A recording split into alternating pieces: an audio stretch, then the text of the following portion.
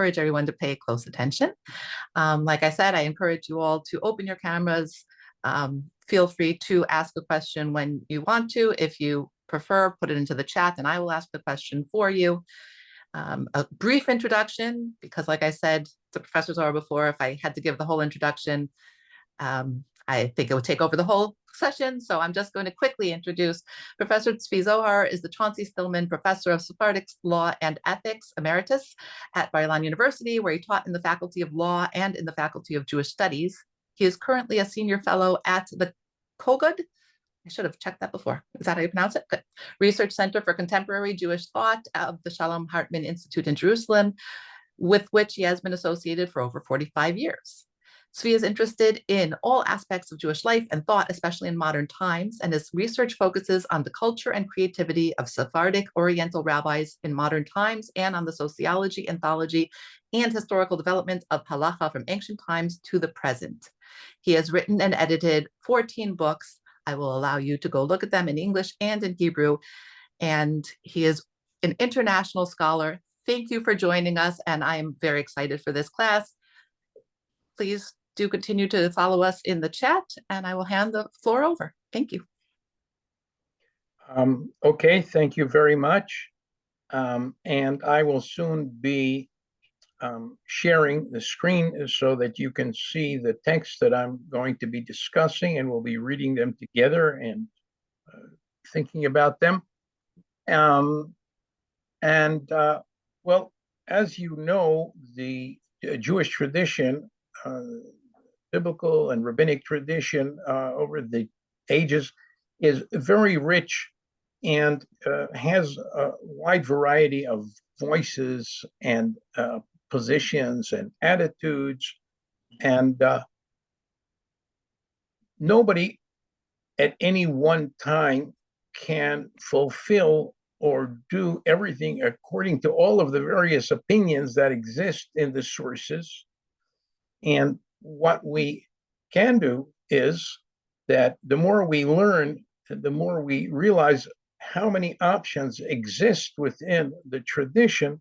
This gives us the possibility to, under the appropriate circumstances, to draw upon this or that position or viewpoint to enable us to enrich our current appreciation and behavior within the Jewish tradition. And what we're going to be seeing today is three source texts by Sephardic rabbis in recent centuries who are in favor or speak favorably about women studying Torah and performing certain religious activities that are usually conventionally were not associated with women in the Jewish tradition.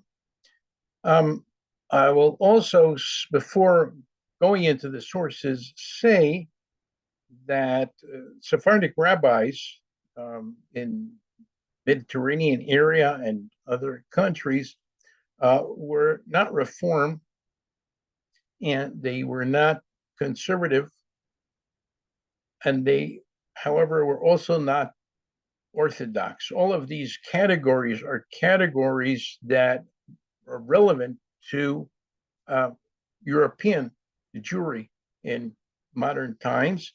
And therefore, that's another reason why within the Sephardic tradition, you can find certain positions which you might not find in European sources. And so now I'm going to be sharing the screen. Okay, and we will begin with Rabbi Yosef Massas, was born, as you can see, in Morocco.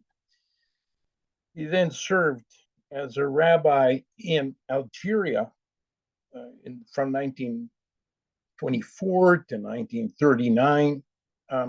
Algeria at that time was part of France. He then moved back to Morocco, where he fulfilled certain central rabbinic positions. And in 1964, he came on Aliyah to Israel and a couple of years after arriving was chosen to be the Sephardic chief rabbi of Haifa, which position that he held until he passed away in 1974. So he gave a series of lessons about the tractate, the ethics of the fathers, Pirkei Avot, okay? And here in chapter 6, Rabbi Meir says, any person who engages in Torah for its own sake gains many things. Zochelet dvarim harbe. And here we're going to see a commentary by Rabbi Massas that he included when he taught this section of the Mishnah in 1953. So he says, it seems to me that the word any comes to include also an artisan or a merchant who devotes certain times to Torah out of love for Torah. He too gains those many things, lest we mistakenly think that it's only he who devotes himself entirely to Torah. Okay, so we today there's a certain segment of the Jewish population connected to the ultra-Orthodox wing of Judaism that says that you have to devote all of your time to Torah. And according to Rabbi Massas, he says, no, Rabbi Meir is teaching us that a person who studies Torah out of love for Torah, not for the sake of gain, participates in the advantages and the fruit of Torah study, gains many things.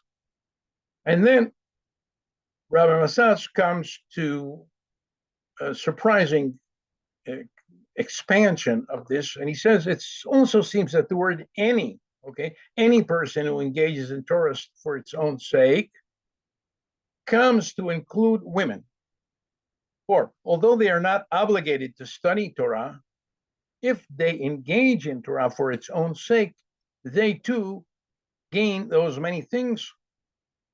And then he says, and in a manuscript work, I saw the following. So we have to recall at this point that according to rabbinic interpretation, the mitzvah, the commitment to study Torah is upon men, boys and men, and it's not on women. Okay, it's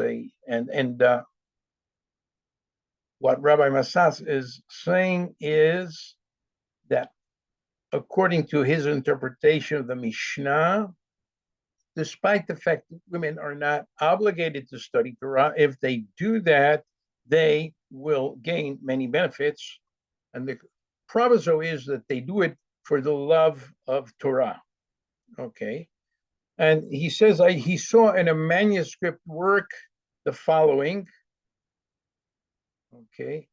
In the city of Algiers, in the time of the great Rabbi Ayyash, okay, so this puts us in the 18th century, there was a maiden who was very beautiful, the daughter of a wealthy man. She was very wise in Torah and devoted herself day and night to its study. Okay, now how could she do that? Because her family was well-to-do, and she didn't have to wash dishes and floors, so she devoted herself day and night to study Torah.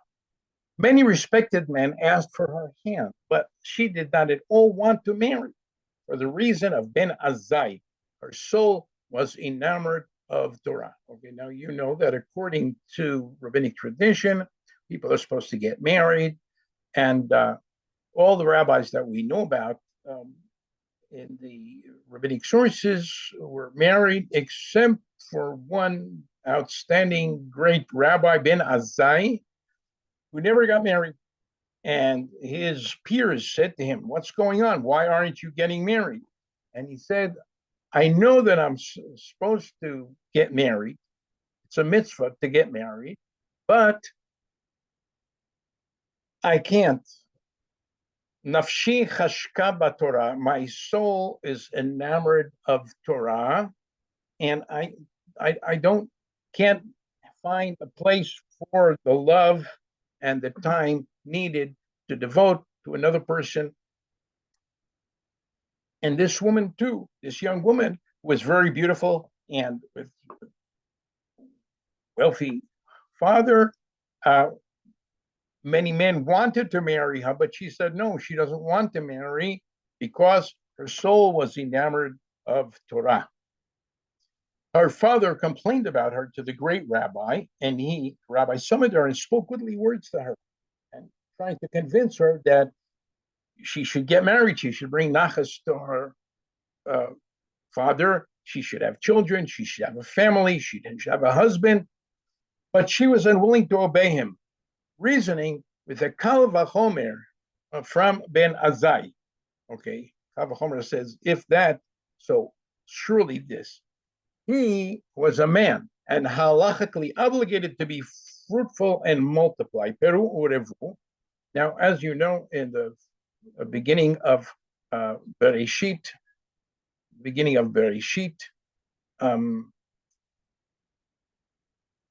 God tells Adam and Eve, Peru urevu, be fruitful and multiply. And you would think, and the obvious pshat is that it's on both of them. And in fact, how is people going to have children if they don't get a male and a female? Okay, so rabbis nevertheless said that it's only men who have to fulfill that, because to marry, you have to be actively involved in finding a spouse, and it's only men who can do that. Now, I'm not saying that that's an objective presentation, but it was perhaps true at that time and place. And Ben Azai was obligated to be fruitful and multiply, as he was a male. Nevertheless, he said, what can I do? My soul is enamored of Torah. All the more so, says the girl, she who is not obligated to be fruitful and multiply. By the way, it's interesting to know if you have a woman who doesn't feel like she wants to get married, okay, there's nothing the rabbis can do to say that there's a mitzvah, because it's only upon men. Women don't have an obligation to be fruitful and multiply, so they don't have to get married, according to halacha. Now, of course, what are the men going to do if the women don't want? Okay, so the men have to find a woman who does want to get married, but a woman who does not want to get married is not obligated by Torah to get married. The rabbi said to her, but you are also, okay, you're not obligated to be married, but you're also not obligated to study Torah, and therefore will get no reward if you do so. So why are you studying Torah? It's a waste of your time because you're not going to get a reward. She smiled and said to him that he must have momentarily forgotten the words of Maimonides of blessed memory, that also a woman is rewarded if she studies. Okay, Maimonides agrees that women have no obligation, according to halacha, to study Torah. Nevertheless, he says, a woman is a fine example of the general rule of Torah, that if a person who is not obligated to perform a certain mitzvah, nevertheless voluntarily chose to do so, that person will gain merit in the eyes of God. So first of all, he said, the fact that I'm not obligated to study Torah doesn't mean that I'm not going to receive merit, because merit is not contingent upon obligation. In any case, she went further than that. Apropos his statement that she will receive no reward, may it indeed be so both in this world and the next, for she is not engaging in Torah in anticipation of reward, but only out of her love for Torah. Okay, so now she has moved the discussion to a completely different level, because it's not the discussion of, is there an obligation to do something? And if there's no obligation to do something, then what's the point? She says, no, let's forget about obligation. Let's forget about love of Torah. She loves Torah. She wants to study Torah and engage in Torah, not because there's any obligation and not in anticipation of any reward. The study of Torah is its own justification and experience, and it's so wonderful. The rabbi was deeply moved by these words of hers, because how many men did he ever hear these words from them? And parted from her with many blessings. He said to our father, enable her to do as she wishes, for by virtue of this she will have great merit, and this will protect all the inhabitants of the city. And so it was. So the father gave up. She doesn't want to get married. She doesn't have to get married. She could sit in his house and study Torah. And the father agrees.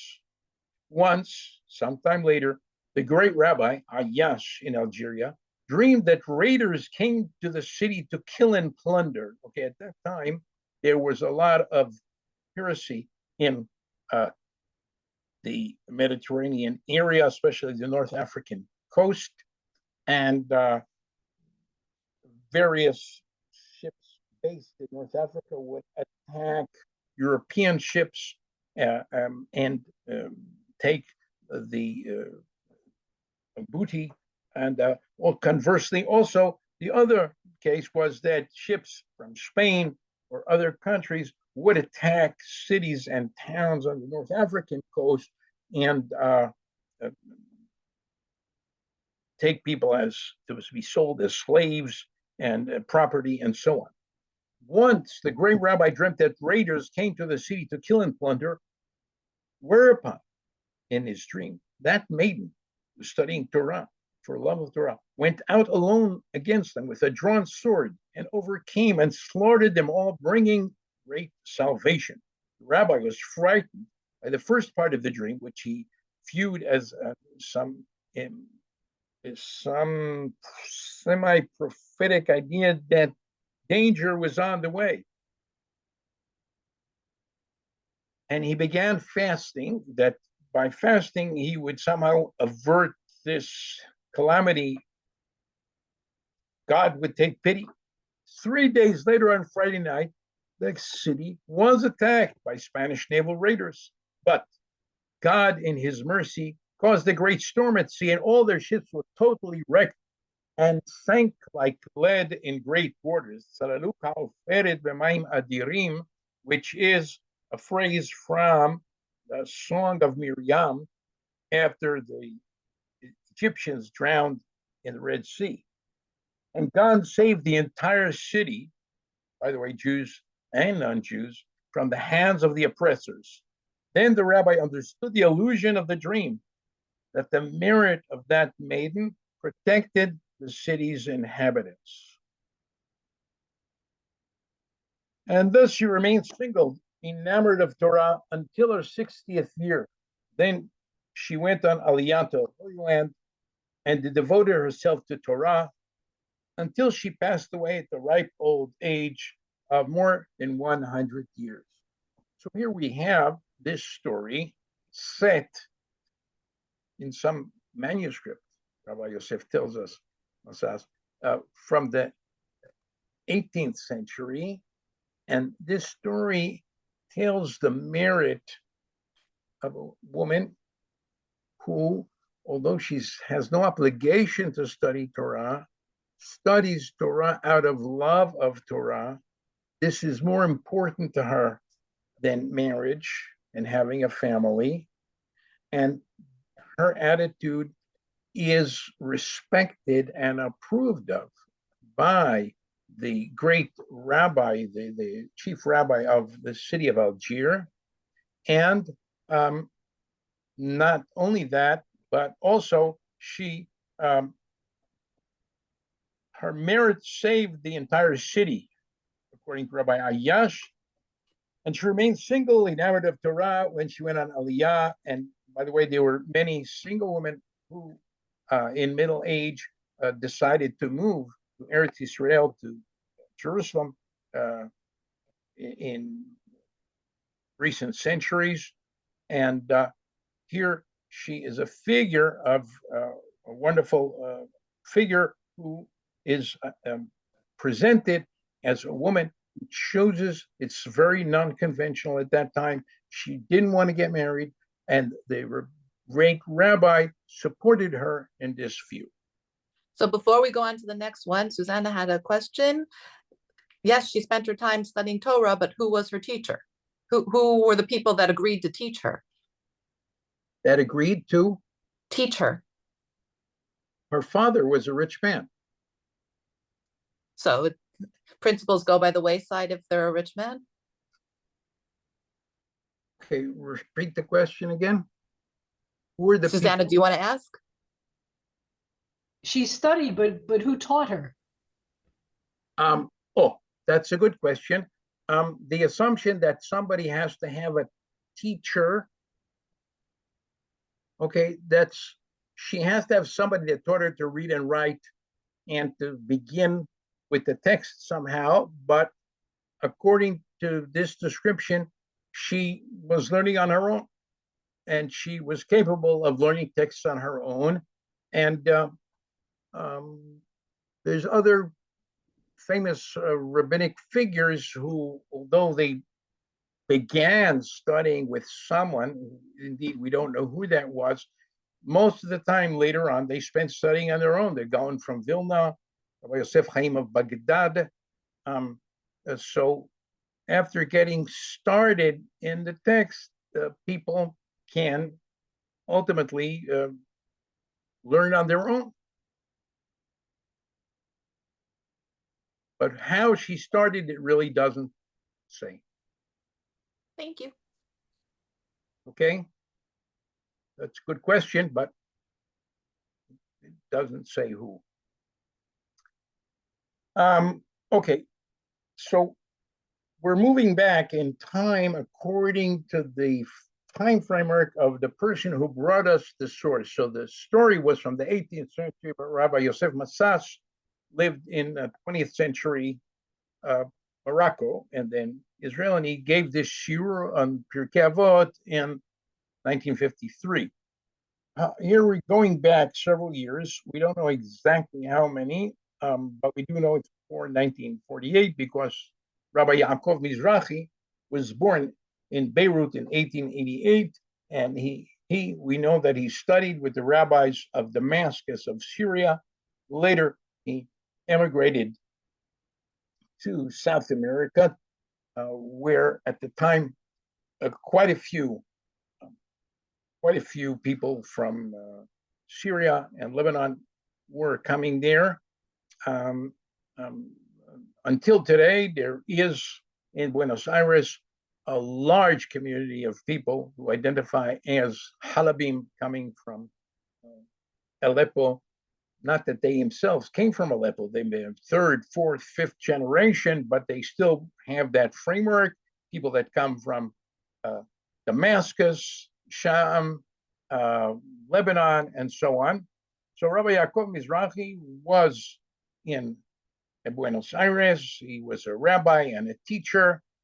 And in 1994, his works were published from manuscript in 1994 in Israel. And here we have something that he wrote about women and religious studies. And if maybe it was in the late 1930s, the early 1940s, when he's writing this. A rabbi must regard all members of the nation's body, of which also women are a part. He should not distance her and situate her beyond the bounds of religious studies, meaning it's not for you, you're a woman, you're not supposed to study Torah. For by doing so, the live and strong religious feeling that resides in the heart of Jewish women is erased. Okay, so he feels that there's a connection between study and strengthening a live and strong religious feeling. If she shall be placed beyond those bounds, this will have a negative influence upon education. Due to lack of knowledge and the suffocation of her religious feelings, the Jewish mother will not be able to foster in children's hearts a living belief that effective that affective religiosity that stands higher than all tendencies of material life. Judaism, that is sensitive and does not recognize limits or differences, permits women to be accepted for religious studies.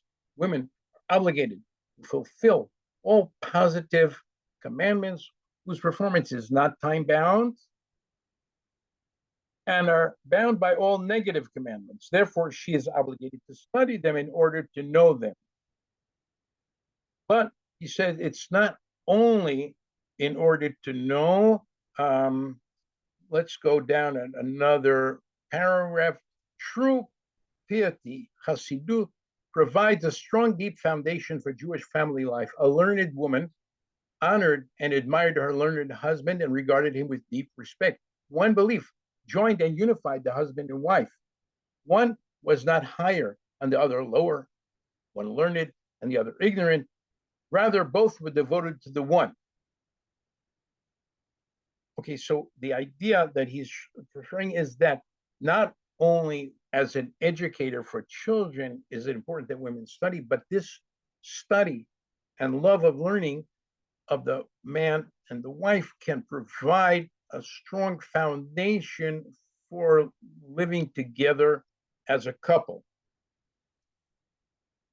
Okay, it is thus that the learned woman strengthened her status in her home thanks to the influence of religious learning upon her, through which she influenced her children. By direct participation in study, she gained strength and power and acquired new capabilities. By virtue of her warmth and purity of heart, she knew well how to influence her husband and her entire family, her sons, and her daughter's husbands, to follow the paths of Torah and commandments. The Torah permitted women to rise up to the position of rabbinic decision maker, poskot halacha. Okay, so I think this is maybe the first time that we see a rabbi, not even the Reform movement, had ordination of women in the 1930s and 40s. And here he says that a woman is permitted by Torah to rise to the position of a rabbinic decision maker, something that we have seen in recent decades. If she is worthy of it, there is nothing that blocks her way. Indeed, there are women that attain to such high level and even more, both in early and recent generations. And then he transmutes certain midrash about bizchut nashim tzadkaniyot dig'alu avotenu mimitzrayim. By virtue of religious women, were our forefathers redeemed from Egypt. Okay, Moses also taught the women. Okay, but he's going back before the delivery from Egypt, at the time of slavery. The women knew how to educate their sons, a Hebrew generation, Dora Ivri, that takes pride in its nation and strives for its birth. So he's also simultaneously positioning this in Egypt. The women created the Jewish identity and continuity among the younger generation, not the men. And he's also relating to Jewish life in Argentina and how are children in Argentina going to be educated to take pride in their nation and strive for its rebirth. Okay, this is before the creation of the state of Israel. And he gives a whole take on the Midrash. What did the women do? They gave birth to their sons in the field, educating them in the spirit of freedom, that they should yearn to get out from under the building of Pitom and Ramses and build their own home. Okay, and so on and so forth. And let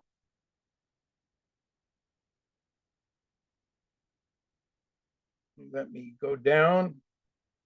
And then he says that, okay, that the education and the character formation and the attitude towards Jewish independence and to leave the slavery of Egypt was inculcated in the younger generation in Egypt by women. And then he goes to his own time in Buenos Aires, but the rabbis in these countries were nothing but students who have not reached a status worthy of decision making. Women can do it, but not all men can do it. He says the rabbis are making the wrong decision, repulsed the Jewish woman from participation in Judaism, and forbade her to participate in religious studies. And this is what caused the destruction of Jewish homes. So once again, we see here Rabbi Mizrahi encouraging and advocating that women should study. This will be good for their home. This will be good for their relationship with their husband. It will be good for the entire people of Israel. And what's more, if they learn enough and they are able, they can also be religious decision makers, oskot halacha. The final text brings us earlier by a rabbi who lived in the 18th century, Rabbi Israel Yaakov el-Ghazi, who was a great scholar, born and raised and active in Izmir, and then he moved to Jerusalem, where he was subsequently chosen to be chief rabbi. Okay, when he died in 1756, he was the chief rabbi of Jerusalem, Rishon LeZion. And he has an interpretation of the final verses of the chapter of Proverbs Eshet Chayil, which according to European Jewish tradition is recited on Friday night before Kiddush in the home. And his son, Rabbi Yom Tov el-Ghazi, quotes this interpretation of Eshet Chayil, the ideal Jewish woman. Okay, so the text of the Bible says, okay, she is clothed in strength and glory and smiles when contemplating the last day. Ozve hadar levusha. This goes according to the chapter in Proverbs. Eshet Chayil goes according to the Aleph Bet. So he's beginning with Ayin. Ozve hadar levusha, and she smiles. V'tischak liyom acharon. Pia patcha bechokhma. She opens her mouth in wisdom. An instruction of grace is on her tongue. And so this is the ideal Jewish woman. And he says, what is meant by this verse? Ozve hadar levusha, she is clothed in strength and glory. Okay, this is Rabbi el-Ghazi, sometime before 1756. It means, he says, that she clothed herself in tefillin and talit, that are called strength and glory. Okay, if there's anything that many Orthodox rabbis get upset about, it's women with tefillin and talit. Okay, and here is saying, Rabbi el-Ghazi is saying, the Bible itself, Proverbs, when it describes the woman, okay, ozve hadar levusha, she is clothed in strength and glory. This means that she has tefillin and talit that are called strength and glory. And he gives biblical references and rabbinical references why this is strength and glory. And scripture also testifies about her. Okay, she's a woman with tefillin and talit, that she smiles when contemplating the last day. Her reward in the world to come is assured. For although she is not commanded to fulfill time-bound precepts, she is rewarded for them if she does perform them. Okay, now remember that this was also what Rabbi Massas said, and the whole discussion between Rabbi Ayash and the woman in Algiers, that although she is not commanded, she is rewarded if she does perform them. For they stated, the rabbis, if someone is commanded to perform a commandment and does so, that merit is greater than someone who is uncommanded, but nevertheless performs the commandments. We can deduce that one who is not commanded yet performs the commandment also receives reward. And by the way, Rambam himself says this, and he says that, for instance, although a woman, he says, a classic example of somebody who's not commanded to perform a commandment and nevertheless does so and gets merit is a woman who wears talit, tzitzit, okay? And this is cited in Rav. Now, does this mean that rabbis are so happy about women with talit? Not in most Orthodox synagogues that I ever heard about. However, here we have the chief rabbi of Jerusalem in the 18th century saying that not only is she going to get a reward, this is really the Eshet Chayil, the merit, the woman of highest merit who is described in the biblical, ultimately biblical text.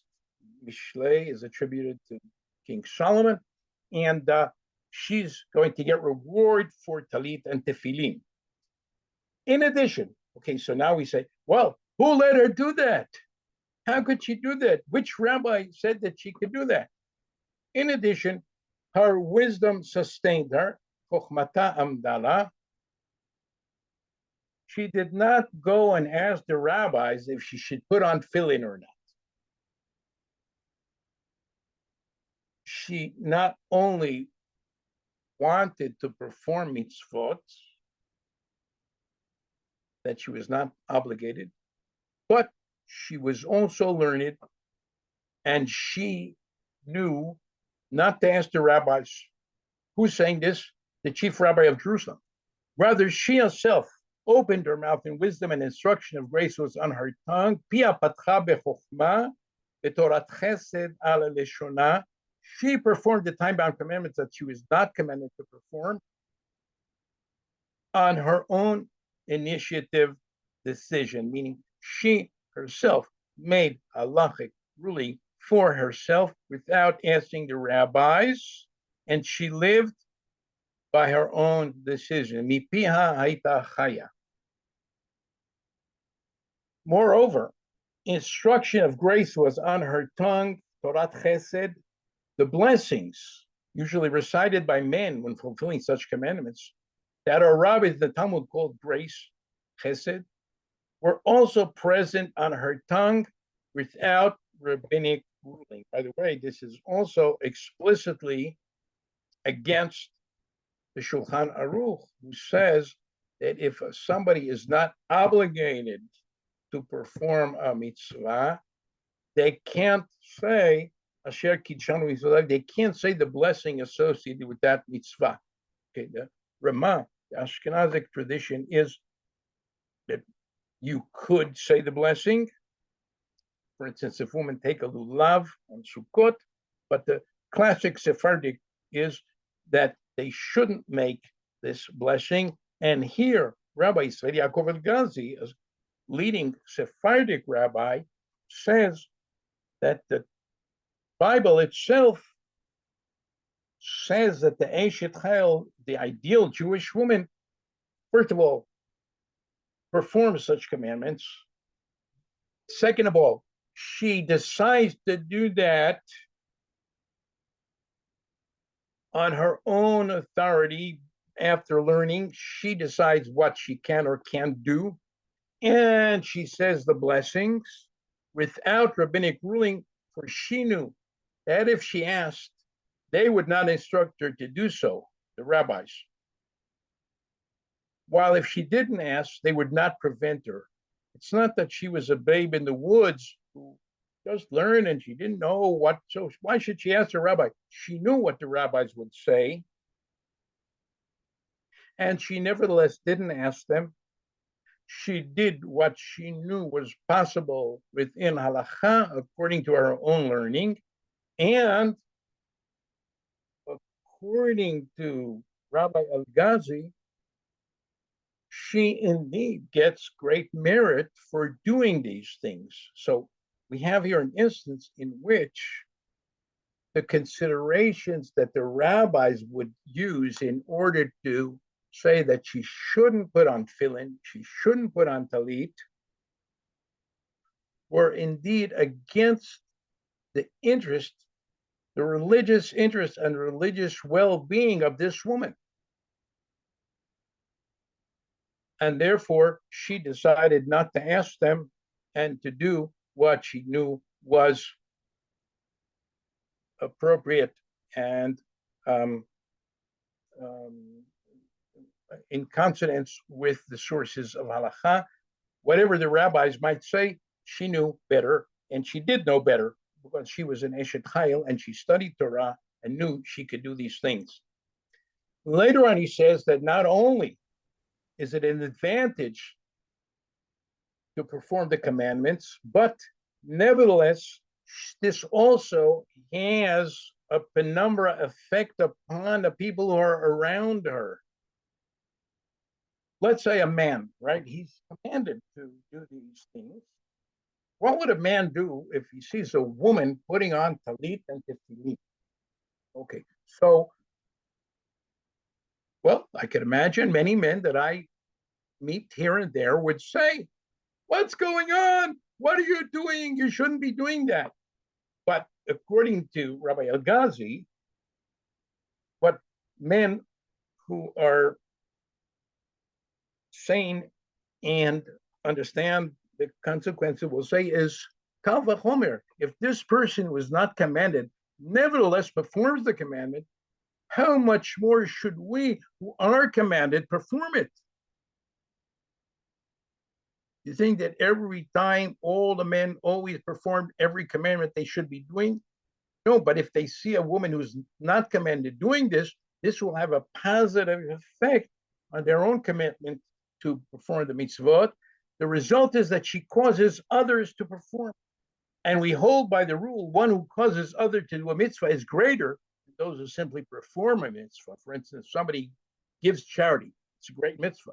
But if somebody encourages people and collects from people to donate to charity, their merit is even greater. And since, thanks to her, her sons and husband and other men would decide to be more careful in their observance, her diligence increased respect for God in the world amongst men who are commanded. And this is what is referred to, Hitit halad, she shall be praised for being the cause that men are careful in the observance of mitzvot. And so she receives merit for this activity, this not socially conventional activity of Torah learning, tefillin, and talit, under the category of one who causes others to do a mitzvah is greater, but she influenced the men to be more committed to doing what they are obligated. And also, she gets merit, despite that she's not commanded, she gets merit, so she will receive no less merit than one who is commanded to perform the mitzvah and does so. So we see here, you see there was a question perhaps. Okay, so when did Rabbi El-Ghazi live? I see there's a question. Oh, yeah. He lived, he died in 1756. We don't know exactly when he was born. Let's say he was born around the year 1700 or 1690 in Izmir, which is currently in Turkey, but at that time, Asia Minor and Syria and Jerusalem were all part of the Ottoman Empire. And at a certain time in his middle of his life, he moved from Izmir to Jerusalem, where he lived out the final decades of his life. There is another question. I want to preface the question with saying that as much as I appreciate Professor Zohar, he's not giving us a psak. He's not telling us what the law is today, but I'm going to ask her question with that preface. What about in present day when some synagogues where there is Torah study that are not open to women, are we to study on our own or can we study in with women's groups? What about divorcees, widows, or sole parents? I was actually thinking that's an interesting angle, the divorcees or widows. Was there a different approach?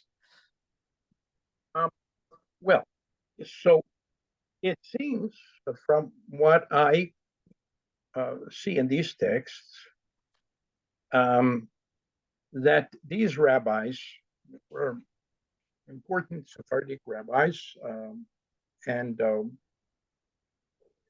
were high status in their time. What they would say is that the fact that the men's study framework doesn't include women,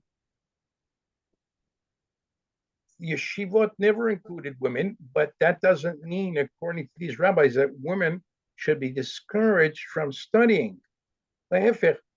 Women, according to these rabbis, should be encouraged and should encourage themselves to study out of love for Torah.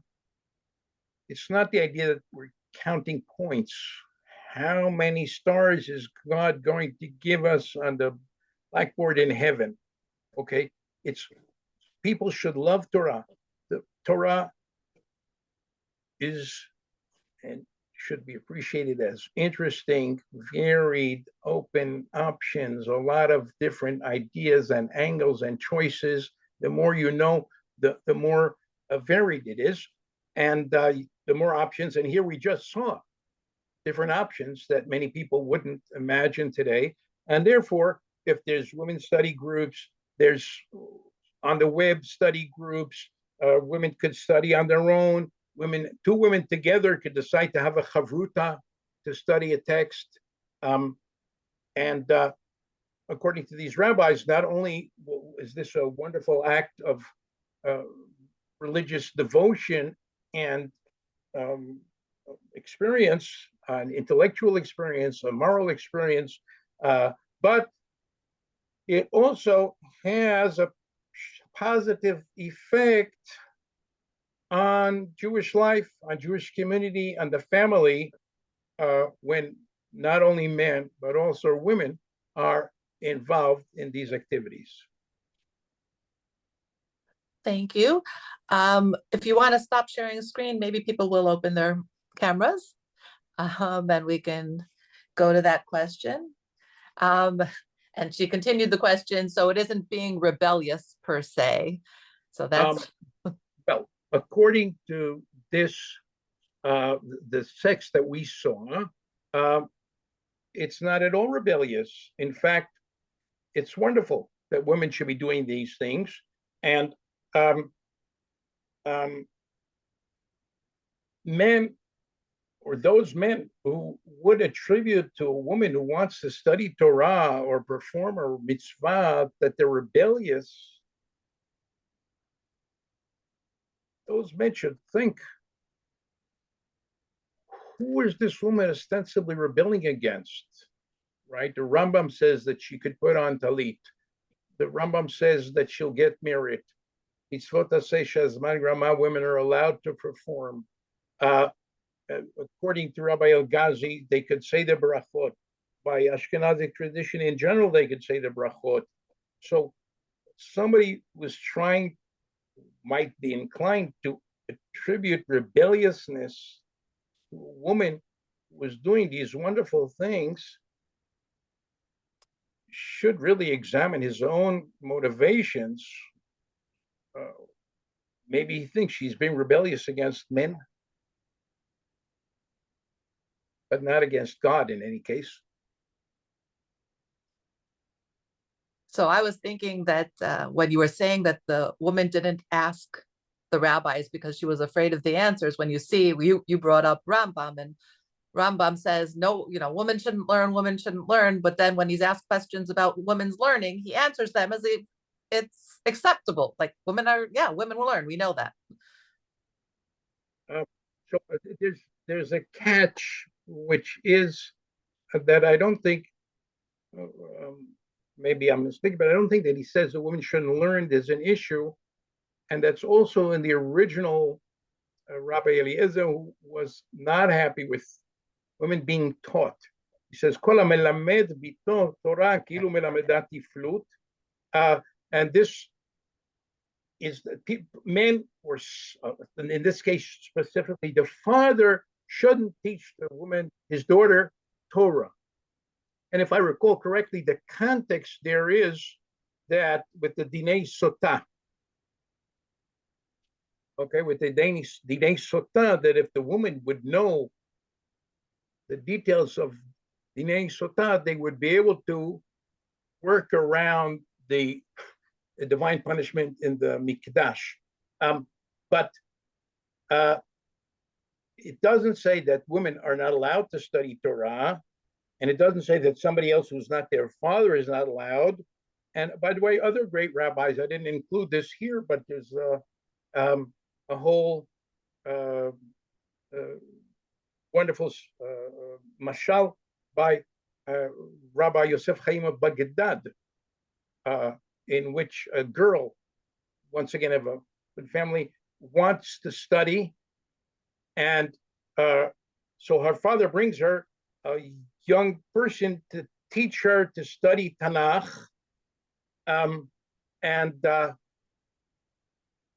But she mastered that, and so he began. She said, teach me Talmud, I want to study rabbinics. So he taught her, and then her father became very angry. Why is he doing that? And he sent the man away, not to teach her anymore. And her father had a chavruta. He was like the ideal rich person. For every morning he had a chavruta for a couple of hours, and then he would go to his shop where he was a merchant. So the girl would sit by the side, following the study and the give and take between her father and the chavruta every morning. And ultimately, she became more clever in Torah study than her father. Okay, this is a whole wonderful story by Rabbi Yosef Chaim of Baghdad. So in this case, once again, the idea that, okay, so he didn't teach her, but she learned. And today, thanks to the internet and other frameworks, there's a lot more opportunity to do that than there used to be.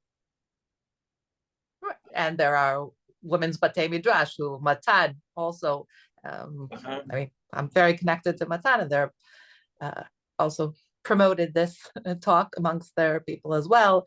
And so Diane says, historically in Ashkenaz, there have been women who sat side by side listening to their learned fathers teaching male students in their homes. I mean, this is going back.